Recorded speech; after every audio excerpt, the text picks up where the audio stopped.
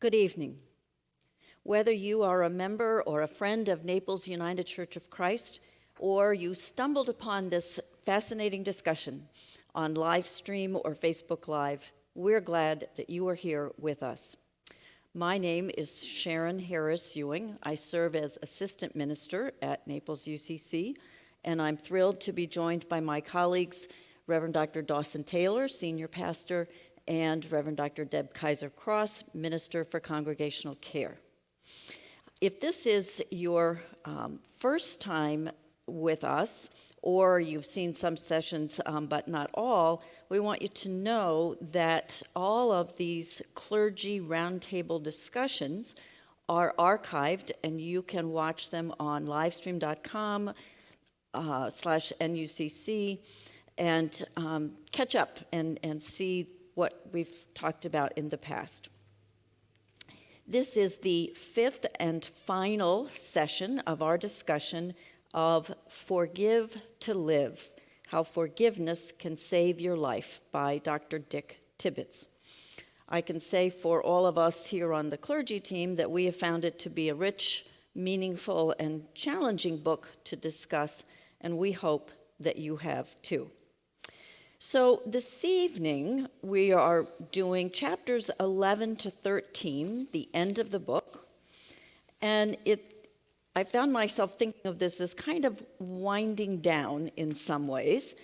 The beginning chapters talk about what forgiveness is not and what forgiveness is, and steps for how to forgive. And chapter 11 then is a few cautions. And these are words of caution from Dr. Tibbetts based on lessons he says he has learned. And I think they're important cautions, things for us to be aware of. I might put it that forgiveness is not forgiveness. There's genuine forgiveness, there's sort of false forgiveness, and there can be missteps. So, the first caution that he mentions is when forgiveness is offered too quickly, it may not be forgiveness at all. It may just be avoidance.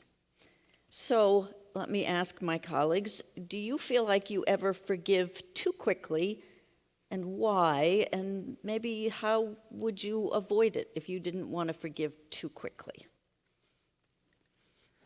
I will certainly confess to having done that, and I think for me the reason behind it is that it feels as if I just go ahead and do it, then surely the healing process will either start, continue, be completed. It's this almost like you check it off the to-do list, or you are hoping for the healing to happen sooner than perhaps it's intended to. I mean, because I am a proponent that healing just simply takes time, and you can't fast forward that time.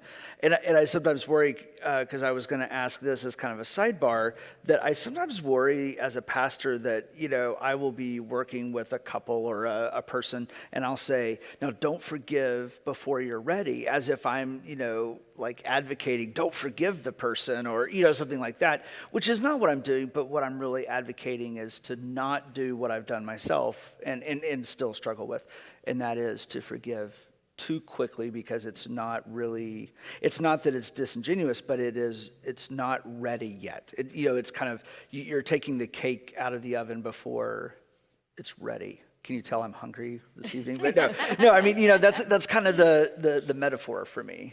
And for me, I have definitely done it. And I had to really think about why I have. One is that I have a high value for forgiveness. Mm-hmm. I really do believe, it's one of my core values, is that in order to stay in a relationship, you need to forgive. However, I think when I've done it too quickly, it's usually because I hate the sense of unease between me and the other person. And so it feels, I just don't like that feeling of it being unfinished. And so I'll rush into either say, well, it's okay, or do a shallow forgiveness instead of saying, what else needs to be said here to process and to make it a real forgiveness. What came to my mind is perhaps minimizing something and thinking, oh, it's just a little thing, so I can forgive very quickly. The problem is that if it's not genuine forgiveness, then those little things add up and become bigger. And so that's, I think, the risk of not really dealing with it fully at the time and moving too quickly. Another caution that he has, and I'm going to put these together, they're kind of ways that forgiveness, he says, can actually be used negatively. Forgiveness is not forgiveness when used as a tool of one-upmanship. I forgive you can be a way for the offended person to elevate herself above the other. I'm better than you, I will forgive you. Or some people use forgiveness as a weapon for vengeance, that the real motive is to set you up as the one who did wrong, and that I am the loving person who will forgive this vile sinner that you are. So have you had these kinds of experience? How can we practice ourselves avoiding using forgiveness negatively, or, again, as pastors, help others to avoid those negative possibilities?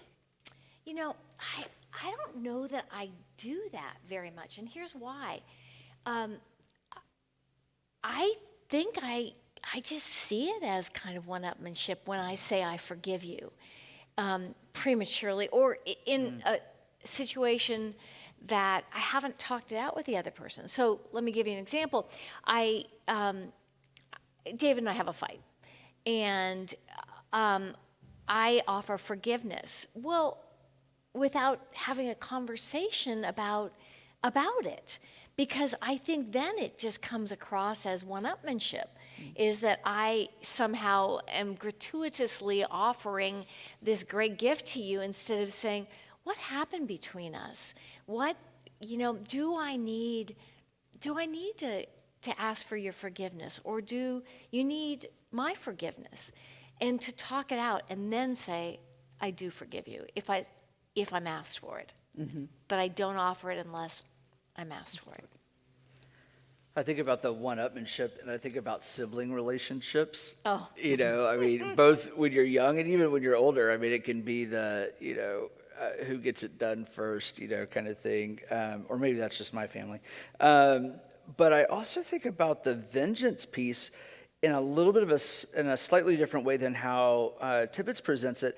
And I think about it, and perhaps this is Southern culture, but I think about it in the sense of, in the church, we talk about forgiveness, we peddle forgiveness in such a way that the righteous, appropriate, holy thing to do is to forgive. And so, I've watched the forgiveness through gritted teeth, thinking to myself, well, if that's what forgiveness feels like, I'll take, resentment, because nothing about what I'm seeing looks or feels good. But I do think there can be cultural, be that religious or societal, pressure to forgive, and often that comes, it becomes a shallow forgiveness. So, vengeance may not be quite at what's at the heart, but it comes across that way. Well, and I think that's a good segue to the next caution. And he really talks about this at length, but avoid forgiveness that shuts you off from your feelings, that shutting off one feeling makes you likely to feel other emotions less strongly. And then some so-called forgiveness softens the immediate conflict at the price of one's self-worth or well-being. The cost may even be re-victimization. And he really, as I said, goes on about this at length, And his point seems to be forgiving someone, talk about your gritted teeth, should not make you feel bad. It should be out of a place of strength, out of a place of calm. I mean, he talks about the person you're freeing is yourself. So how do we get it so messed up that we do it in ways that do make ourselves feel bad and don't feel, we don't feel freed by it. We feel cut off from our feelings or in some other way hurting. It's a tough one for me because there have been times where I think I have forgiven too easily. Kind of like what you said at the very beginning. I think, oh, this isn't as bad.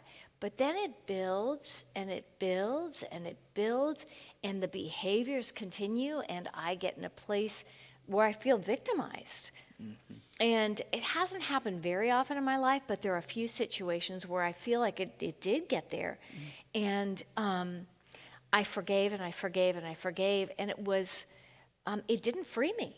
It really didn't. It kept me imprisoned in an unhealthy relationship. Mm-hmm. And then that's when that grievance story that Tibbetts talks so much about throughout the book either gets developed or embellished, in my words, and so I'm just thinking, yeah.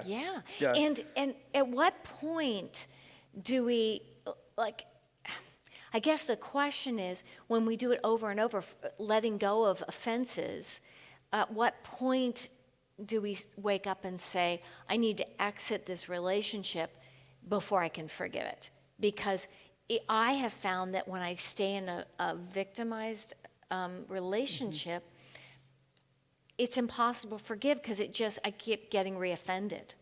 Does that make some sense? Yes, it does. And Absolutely. so in that particular situation, I had to exit myself from the relationship and then begin the process of forgiveness. And I can honestly say I'm really at that place where I've really been able to come through it, but I couldn't until then. Right. Mm-hmm. Yeah, and I think that's really powerful because, to me, equally powerful is, I'm not sure, it feels to me that there's some of the most powerful words you can experience is to sit across from someone and say, I need your forgiveness, or I am seeking your forgiveness. And it can be major, but sometimes it's just as empowering and freeing or life-giving in something really minor to have someone say, I accept your forgiveness, or I accept your apology. That is a very powerful experience. And so for it to happen inauthentically, or, I do think there is a point in which you kind of reach a saturation point where if it's happening too much, like you were saying, Deb, then, you do have to begin to wonder, okay, is there authenticity here? Or at what point are you going to have to stop accepting the apology or offering the forgiveness because there's going to be changed behavior? That kind of thing as well. Well, and to go way back several weeks where he talks about the steps, and some of them are to set limits and consequences, and sometimes I think that is important. In what ways do you think some people use forgiveness to avoid confrontation? And why is that a problem? Well, I think we do it we avoid confrontation because we are peace seekers and we don't want things to be unsettled between us. But the problem is I don't really think it settles anything. It just creates the grievance story. The resentment is there. If we are always avoiding confrontation, there's a long list, even if we're not aware of it, that's sort of sitting there underneath the surface, and it shows up in sideways anger and resentment. Yeah, I had a recent experience where that was exactly what I was doing, and it was in my personal life where I had worked to forgive someone who didn't know that they needed my forgiveness, but I felt greatly harmed, forgave them because I really just didn't want it to be a thing anymore, thought it was behind me, and I was telling the grievance story to someone who hadn't heard it before, who's close to this person and to me, and I'm telling you, I could feel, it was a physical reaction. I mean, I could feel the blood pressure, I could feel my face go flush, and I thought, whoa, this is not resolved. And I have got to work on this. And what I believe, after I've done some individual work on it a little bit with my therapist, is that I do have to confront the situation and to say, you didn't know the depth of pain that you caused at the time, but I've got to call that out, and we've got to talk through or work through this, because this is not okay, because I'm clearly not over it. I mean, I've had this type of like physical reaction telling that grievance story, but it was about peacemaking. And you know what I mean? So there are worse things in life, right? Right. Than the fact that you want peace in your life and in the people. So, I mean, okay, there are greater, quote, sins in life.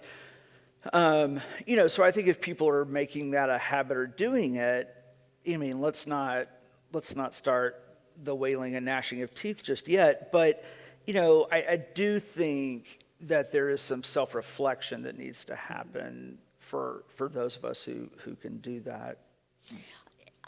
And I think what your example is really important, because it's a reminder of how complicated all this is. Yeah. Because in earlier chapters, Tibbetts does say it doesn't always have to be that you've interacted with the person. Right. That there can be genuine forgiveness and you can move on without having to talk with that person. Sometimes that person has passed Right. on. But sometimes you do have to, because that's the only way that you're really going to get past it and be able to be freed. So Tibbetts' sixth word of caution is to beware of social pressure to forgive. Others will suggest a timetable, perhaps try to force people to forgive someone. And he says, timing is your choice alone. Dawson, you mentioned that as Christians we proclaim, thou shalt forgive.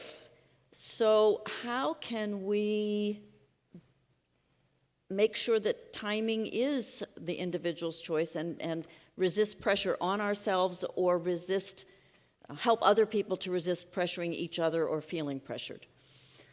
Yeah, when I was reading through your notes, preparing for tonight, one of the things that really struck me was likening this to coming out in the gay and lesbian community. And what we always say is that everyone needs to come out in their own time and in their own way. And there can often be pressure from friends, or if you're dating someone, or, there can be lots of exterior pressures that often people feel pressure to come out.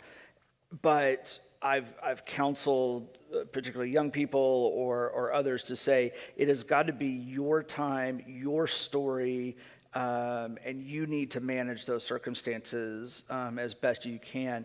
And I feel that way about forgiveness. Like, it has to be your story, even if you're changing your narrative or your grievance story, it has to be your decision, all of those things. I mean, I think it lines up perfectly. Yeah. I don't, it hasn't happened to me very often, but I had one really particular memory of, there were four of us who were friends, and there had been a break in the relationship between me and one of the people. And one of those other four pushed us over and over and over to make up so that the rest of them could be comfortable with us. Yeah. And I wasn't particularly ready to do it, and I just resisted it for a really long time until I was ready, because there were extenuating circumstances. And so I assured her, I will forgive. I am not ready quite yet. I have some things to work through first. And I think we just reassure people, the timing is yours. I mean, granted, if I were still holding on to it 10 years later, it might have been okay for somebody to say, come on. Right. but it wasn't. Right. One of the saddest examples that came to my mind thinking about this is in the church in particular is, and we talked not just a few minutes ago about the risk of becoming re-victimized, is thinking about abused women. That there have been church messages far too often of, you just got to forgive. And I think the person who's been abused will have to forgive eventually, but after either the abuse stops or she gets out of the relationship. And that's just an example where we need to be so much more sensitive that, as I said, it's complicated, and we shouldn't be hitting people over the head with a commandment to forgive. It's much too difficult. Well, and remembering that, as Tibbet said early on in the book, forgiveness does not mean that you forget, and it does not mean that you condone the actions of the person. So again, because as a male of privilege, I often worry about, frankly, damage that male colleagues have done to women who have sought counseling following domestic violence, and men, for that matter, about, Jesus suffered, you need to go back, you need to forgive. These just horrific, in my opinion, misuse of theological things. And so I think there is that line to say you can forgive, but it does not mean you're condoning, and it does not mean that you're forgetting. And nor does it mean that you have to ascribe to a certain behavior, meaning you don't have to go back. Well, and that was, I think, again, in that list of what forgiveness is not, it does not have to mean reconciliation. Right. So it may mean the relation, to leave the relationship. But yeah. All right. I'm just going to summarize without questions. These false forms of forgiveness, whether it's too quick, whether it's one-upmanship or other kinds of things, forgiveness shouldn't make you feel guiltier. It shouldn't make you feel like less of a person. It should be something that you choose out of a place of strength. And I just really appreciate, he says, you don't have to do all the steps exactly right. You can't script the other person's response. But remember, forgiveness does not remove pain, it moves into and through the pain. So with that, I want to transition to chapter 12, which I think is a really important chapter for many people I know, including myself. Personal forgiveness, when you are your own worst enemy. And he says, he describes not forgiving yourself as a comfy blanket. You've wrapped yourself in your own guilt as if it were a comfy blanket. And even though your guilt blanket may be destroying your life, you continue to hold on to it for reasons that you may not fully understand. Perhaps you can find no justification for forgiving yourself. Perhaps you believe you must pay a high price. So, have you ever had trouble forgiving yourself for something you did that hurt someone else? And how did you get over it? I think I definitely have. And one particular thing came to mind, and that was when I became aware of some of the expectations I had put on my children. And they were expectations I think that they felt they couldn't meet when they were young. And I did it, like most parents, in a way that I wanted them to be their best, but I think it felt to some of them like it wasn't achievable. And so when I came to terms with that, I really had a hard time with forgiving myself over it. And what happened is, it was a family counseling session where I just said, I am so very sorry that I did that. I didn't intend it, but the impact on you was, we're back to intent and impact, but the impact on you was really hard. And would you forgive me? And I don't cry easily, but I was crying. And it was really, the power of it was that they each said, Mom, it's okay. And it freed me, and I no longer am carrying that because they freely offered forgiveness. And what a gift that Yes. It was had to be. wonderful. Yeah, I can, beat myself up better than anyone. I mean, that's one of the challenges. And somewhere recently, actually, I think it's a book that I was reading. It was talking about, guilt is a useless emotion. In the sense that, I don't think there's anything wrong with accountability, but the idea of guilt and beating yourself up and, just time and again trying to find your way through, I really don't think it does much good for yourself or those around you and those that you love. And so that has been a really good reminder for me in some recent reading that I've been doing. Mm-hmm. And he does say, in what universe does punishing yourself help the person you have wronged? Yes, exactly. Yeah. It's interesting, Deb, that you mentioned parenting, because I think that I have always said, and I will say, is the hardest job there is. And I certainly learned things about myself and the limits of my patience that I didn't like learning. But the incident that came to my mind, and I believe I have forgiven myself, but was not even something that there was no intent. But we were on vacation in Aruba, and I think my son was 7 or 8, and we were swimming in this cove area, and he was not a good swimmer, but I was holding him, and I was walking along, and I suddenly realized that I was over my head. Mm-hmm. And I'm a fine swimmer, but not with a child who is grabbing on and pushing my shoulders down to try to get himself out of the water. And it is the only time in my life that I have literally screamed for help.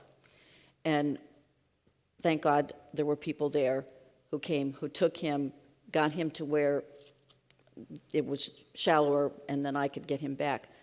But I'll tell you, the guilt I felt, and I mean, it still terrifies me to recall. And he, I think, didn't like water for quite a while. And now he is happy to get back in the water and swim at the beach or whatever. But it was just one of the most terrifying moments of my life. And it took a long time. And it really was mostly just time and patience and seeing that he was going to be okay and all of that. But that I felt guilty about quite a while. So, Tibbetts also says, and this was not especially comfortable to me, not forgiving yourself can be a form of pride. That when you judge yourself by a different set of rules and you hold a higher standard for yourself, that's a form of pride, that you see yourself as better than others, so it's okay to hold yourself to this higher standard. How did you respond? Do you think that's true? And so I should stop holding myself to a higher standard? See, I didn't identify with that. You didn't? For whatever reason. Oh, interesting. I just didn't. And maybe I'm in total denial, but I know I can screw up just as much, and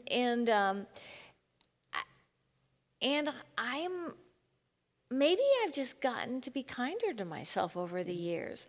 Maybe when I was younger, I was harder on myself, but heck, the older I get, the more I realize we all mess up. And I don't, I don't do it as much. I can't even remember the last time I might have done that. Sorry. No, no.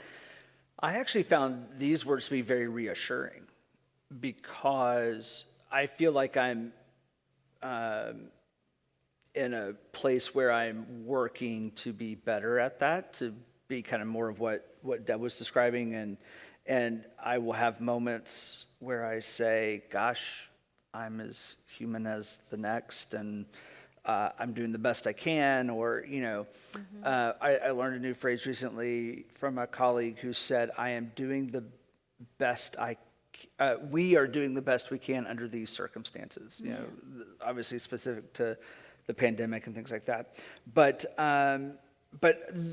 this writing and these reflections were, I thought, really helpful, because when I get into that mentality of, oh, I really messed that up, or oh, this and that, I think these words will come back and really resonate with me to say, so why is it so horrible, so much worse for you than for someone else? Yeah. And I guess I don't think of it, I haven't thought of it as pride, and that was the part that I have to work on. But it's kind of, I've seen it as being just more generally accepting of other people's behavior than of my own. Yeah. Okay, that's a different way to look at it. That I can easily overlook, not care about, not be hurt or offended by something that someone else does. And I think my kids would say that too, that I expected myself and the family to act in different ways, and I didn't worry about if other people didn't. And so I just have to sort of think about that, and I it's not that I'm beating myself up so much as it is, it's easier for me to let other people do things that I wouldn't necessarily let myself do. I don't know that I'm making any sense. You're making sense. Yeah, So and I'm just I pondering. get it, and I resonate with it. Yeah. Well, we've talked quite a few times about the fact that the experiences we have growing up and what we're taught about handling our emotions and conflicts and forgiveness greatly affect who we are today. So how would you say your feelings and mistakes were handled growing up? Did you feel forgiven, judged, punished, ashamed? And how is that a part of who you are today? Either consciously you're owning it, or you've consciously moved away from it. I'll say that I grew up in a pretty forgiving environment. My parents didn't hold on much. My father especially hated going to bed with something unresolved. My mom took a little bit longer, but she always came around. And so I always felt like there wasn't a lot of stuff that was unforgiven in my household. Yeah, I feel like it got modeled pretty well with my parents, and that helped me a lot to hold it as a high value. Plus, both my parents were people of deep faith, and forgiveness was at the heart of like what they believed. They believed Jesus died so that we might see the depth of forgiveness, and it was very important to them. So their faith was at the center of that. So that was for me. I definitely experienced forgiveness, but I would use a term that I would call delayed forgiveness. Like it wasn't going to happen right away, but I knew that eventually it would occur. And I remember a very heated argument with my dad in college over the phone. And I don't know, a week later or so, there was a card that arrived from him apologizing and for his reaction, but forgiving me for my action, and a gift card, basically saying, take yourself out to dinner and, that kind of thing. But, definitely expectations to be lived up to. And so it wasn't that forgiveness was withheld, but definitely clearly a high set of expectations. Yeah, I would certainly say that I grew up in a house where there was forgiveness. I don't remember much punishment at all. It's interesting. One of the stories that it's a family story is there was a time, I think I was 2, and my father was the one in this case who just felt really guilty. He came home from work and he commuted quite a ways. We lived in suburban Maryland and he was in the district. But he came home and saw me in the street and got out of the car and spanked me. And I don't remember many spanked, but really spanked me hard. And then was a mess. But what had happened, talk about knowing the backstory, is he had just seen somebody hit by a car in his ride home. And so it was out of just terror, and but he's always felt so bad about it that he did that, but he knew why he did it, and I remember it because I've been told the story, not because Right. I have any You're of deeply my own wounded memory. for life, right? But I mean, when I think about people being angry or something, that's the story that comes to my mind. I think probably what I didn't learn enough of was how to deal with conflict. And I think that's not uncommon, and that's just part of a part of growing up. So I'm going to move us along because I know that they have much more and another chapter. He says, let go and move on. Forgiving yourself is letting go of what you hold against yourself so that you can move on. Forgiveness is the decision to set yourself free. And that, we've said, is just one of the themes that you can choose. This is about your choice, your time, your way. And then he also goes through what he calls proven, I don't know if that's research data or his forgiveness training seminars, but proven interventions to reduce your guilt. So this is when you're feeling guilty, to be able to forgive yourself. These are interventions, and I'm going to go through them quickly and then just sort of ask what you think is most helpful, most difficult, perhaps most surprising. 1, name the offense. Let the other person know your feelings. 2, share your thoughts with someone you trust. 3, know what you want.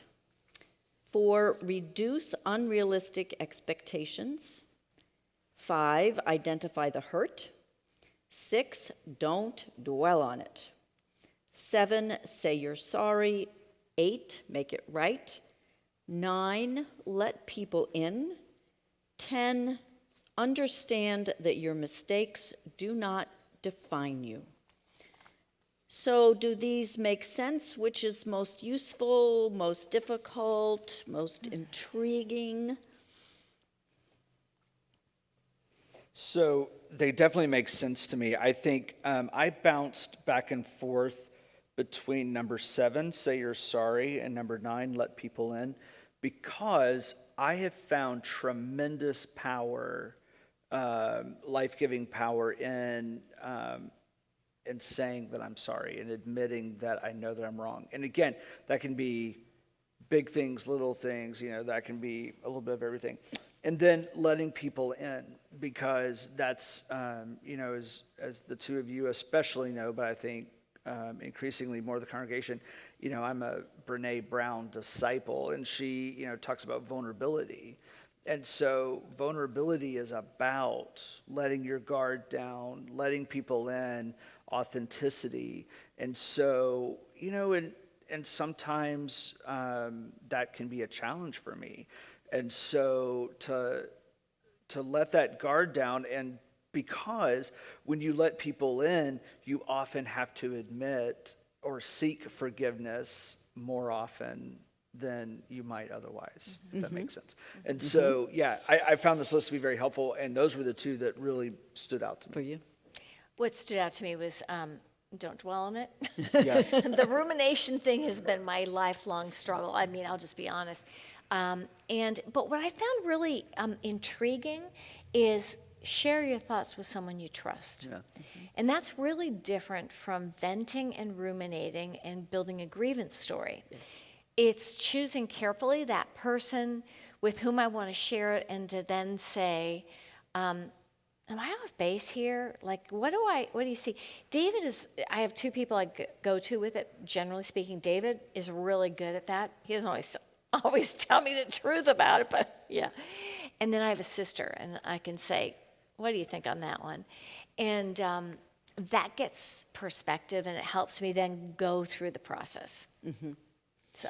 And I think if it's someone you trust to be honest, then it helps you to get accurate information. Right. We've talked a lot about distortions, and Yes. it helps to give you a sense of, am I reading this right, or am I just really Now, I do taking want her this the to wrong take way? my side first. Okay. Right. And Exactly. then I'll say, all right. And then, Yeah. like, tell me what you think. I really am ready. Well, it's like my college roommate, who I'm still very close to this day, when we lived together in college, and he would say, now, is this you want my honest opinion, or you just want me to listen, or you just want me to agree with whatever you say? That's so perfect. Exactly. And I would say, well, I just need you to agree with whatever I say at first, and then we'll get to the honest feedback. And that's exactly what I want. Yeah, most right, of the yeah. time.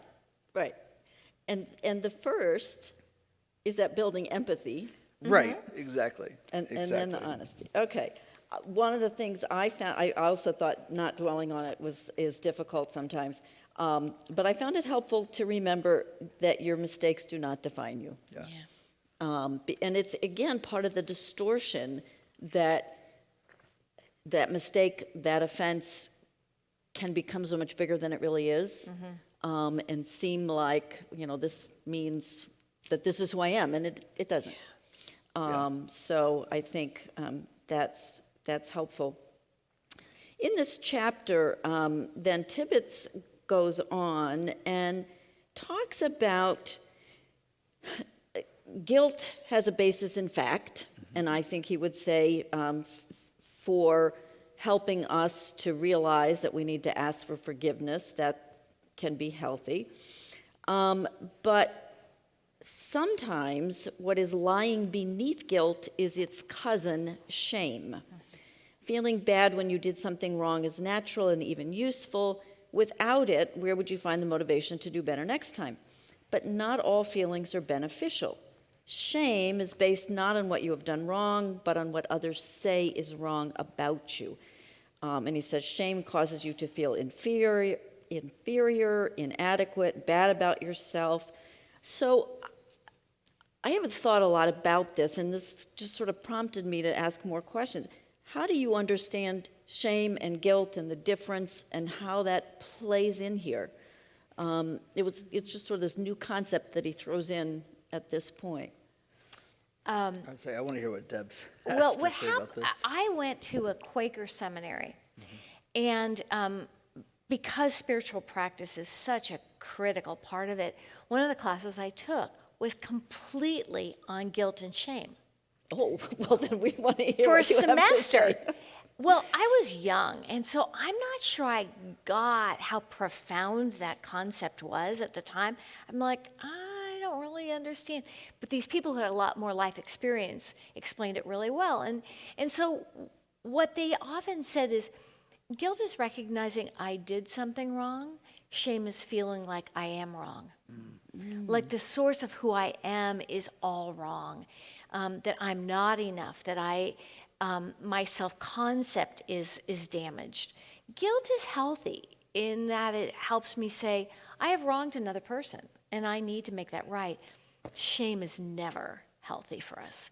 And it's so easy to get caught in that I'm not enough, I can't do anything right, whatever I do is going to turn out badly, you name it. Yeah. And it goes back to that, my mistakes do define me. Absolutely. Yeah. Yeah, I am my mistakes. I am it, yeah. And I can be no better than my mistakes. I mean, Right. really, if you get into that shame Yeah. mentality,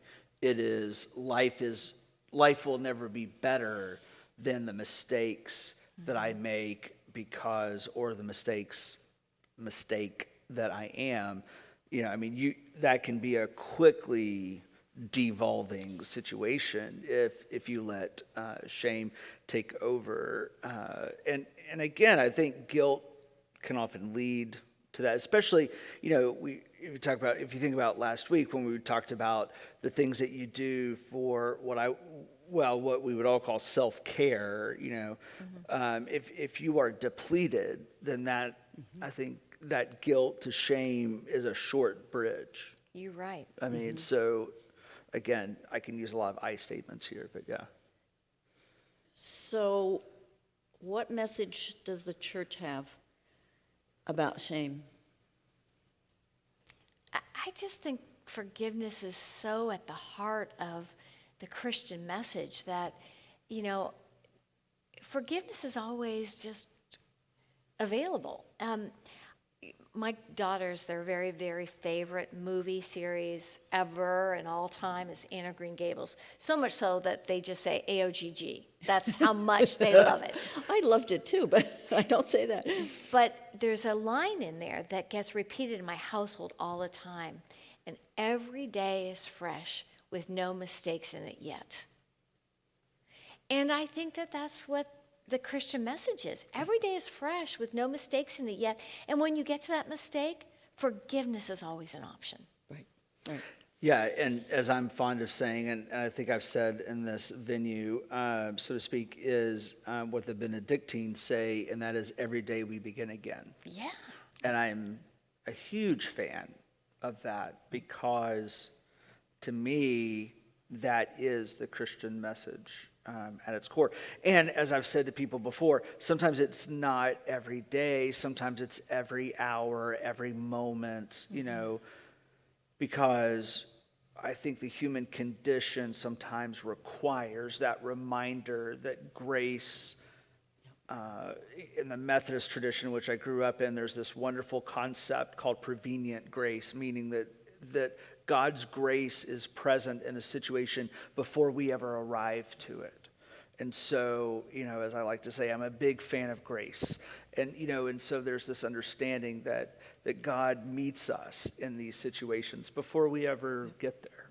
Methodist theology on grace is one of the best. It is.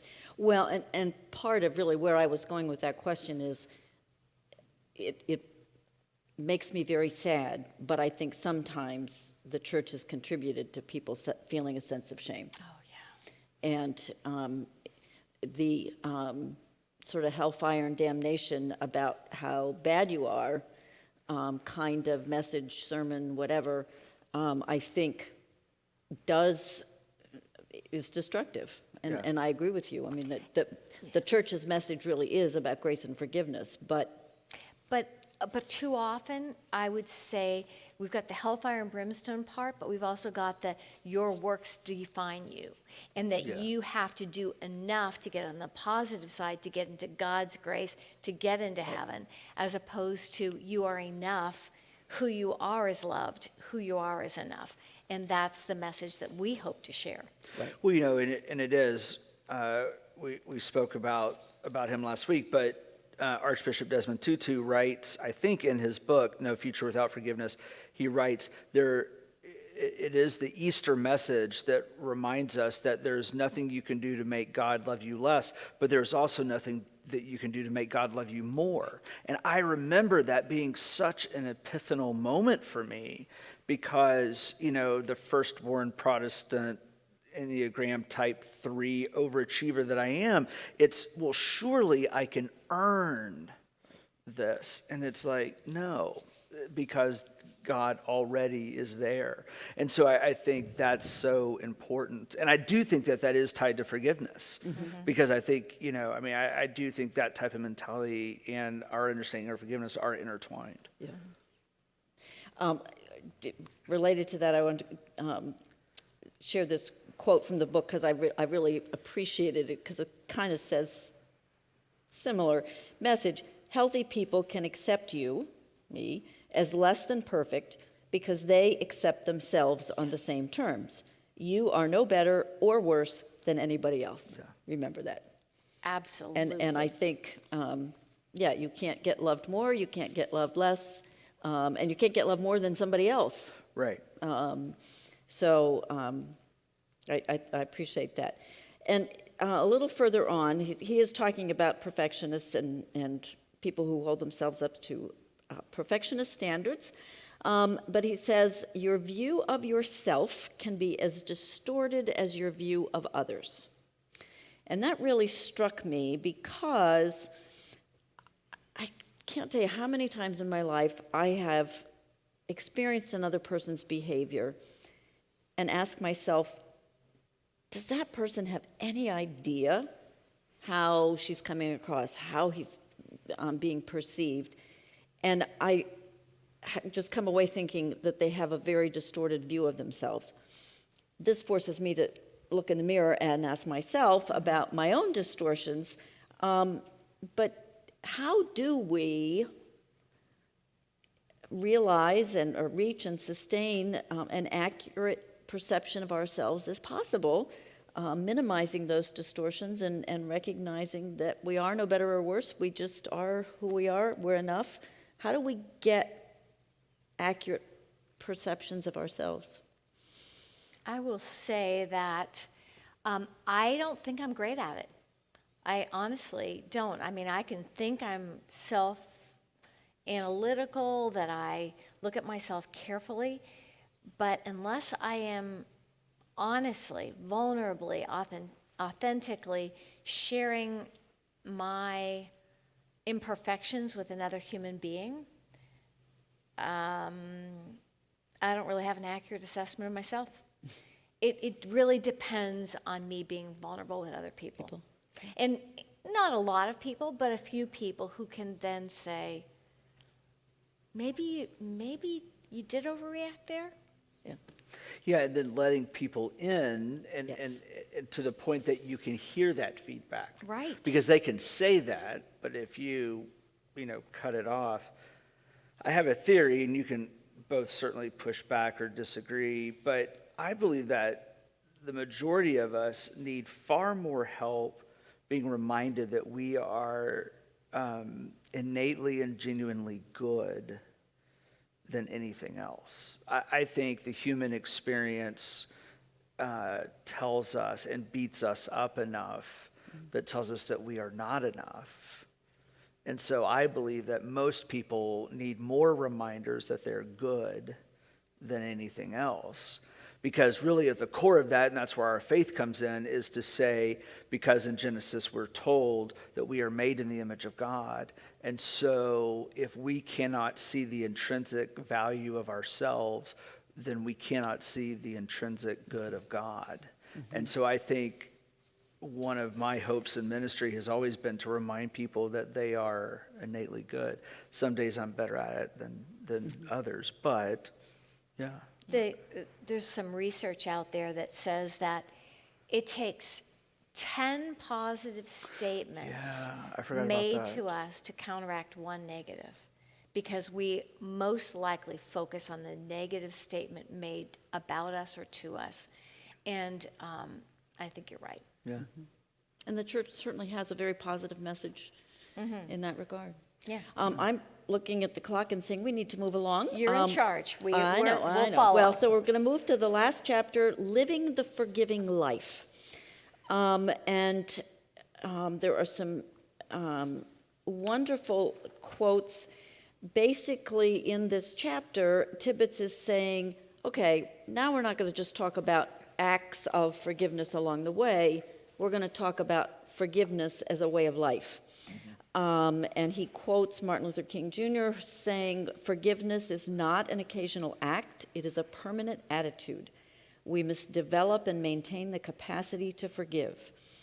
The one who is devoid of the power to forgive is devoid of the power to love." And Tibbetts talks about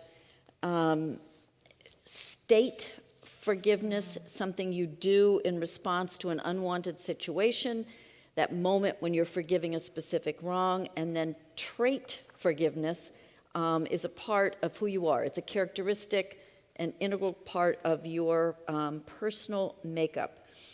So this final phase of the book and of the journey toward a more meaningful life, as he calls it, is moving from state to trait forgiveness.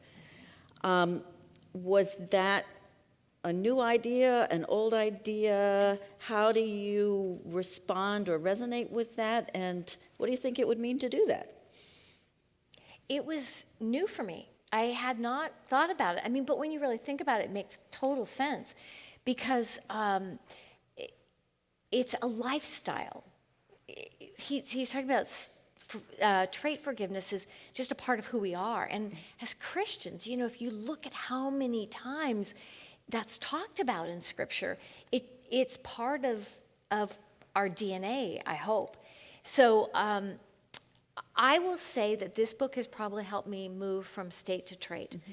I'm not saying I'm there, but I have some really good tools to move forward. And starting with not rehashing the grievance story, from looking to other people to help me reframe it and have a deeper perspective, and to making a choice to forgive, because I want to be free and I want to free others. So that's my summary of that one. Good. Thank you. Yeah, it was new to me, and I'll be honest with you, at first, and I don't know why, except perhaps his academic side, although I found the book tremendously easy to read. I struggled with this, but actually, Deb, I appreciate your language, because that's easier for me, is way of life versus a single act.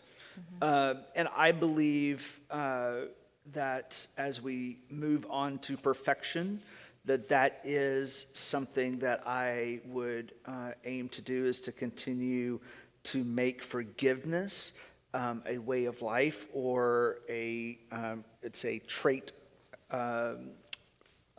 way of life. And I'm not there yet, but I'm certainly much further along that journey than I have been previously. And I think, if nothing else, what this book has done for me is raise my awareness to it, which I'm deeply grateful for. I think maybe back as early as the first week, I remember thinking, and I think saying, that even though we always talk about you should forgive, and forgiveness is a value, and a sermon topic and other things, I've never read in depth about forgiveness, how to do it, what's false forgiveness. I mean, just that much reflection on it. And so I certainly feel like it has moved the needle a lot in terms of thinking about that. And in terms of his view of this trait forgiveness, when it becomes part of your life, he says you automatically reframe the situation when something goes wrong. You look at how the incident is making you feel. You ask yourself, how are you going to let this affect your future? So again, this sense of choice, it's not automatic. You prevent the buildup of a grievance story, because you are at least aware that that's what you're doing, is creating one, and then you can stop it. You've shifted your worldview, refusing to give energy to thinking about how others have wronged you, asking not, why is my life the way it is, but what do I want my life to be like? So moving forward. Besides reading this book, as pastors, how do you think we can help other people make this shift?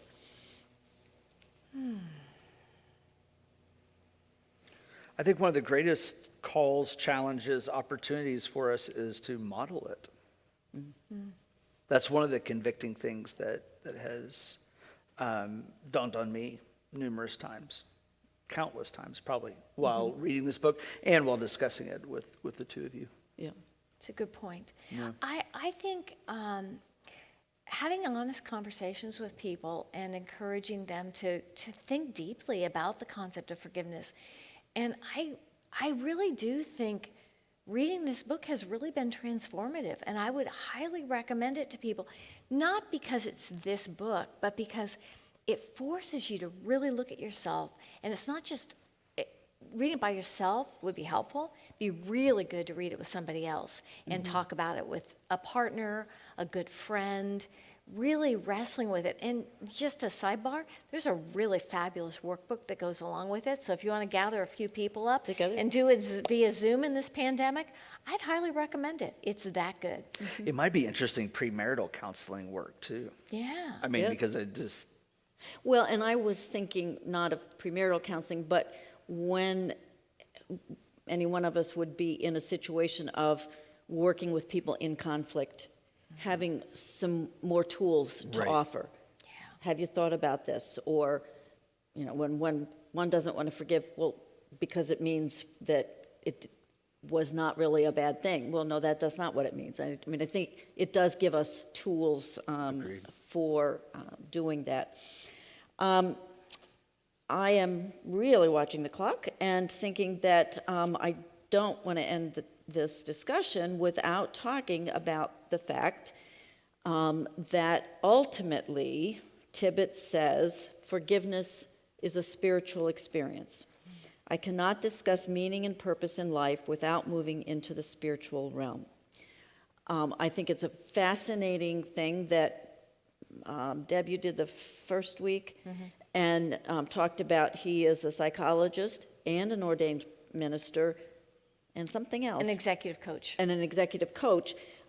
He really doesn't bring the faith angle in until the very end. But obviously from our discussion, we've experienced the spiritual dimension. He talks about John 3:16, for God so loved the world, and saying God forgave us. In fact, God's Son died for us so that we could be free from the chains of our past, so that we could be forgiven. The perspective offered by that single verse from Scripture frames reality in the largest context possible.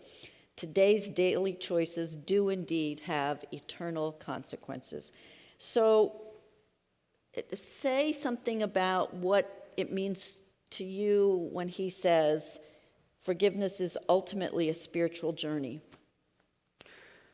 Interestingly, what came to my mind was that to not forgive is life-taking and spirit-killing. If we, as people of faith, if we are called to forgive, and as we've talked about, in all the appropriate ways, with all the appropriate measures, and et cetera, but when we don't do it, it ultimately takes away from the fullness of life that we are called to with life in Christ. And so that's really what struck me as the opposite of that statement. For me, there's a scripture that comes to mind on a regular basis, and it's forgive one another as God in Christ has forgiven you.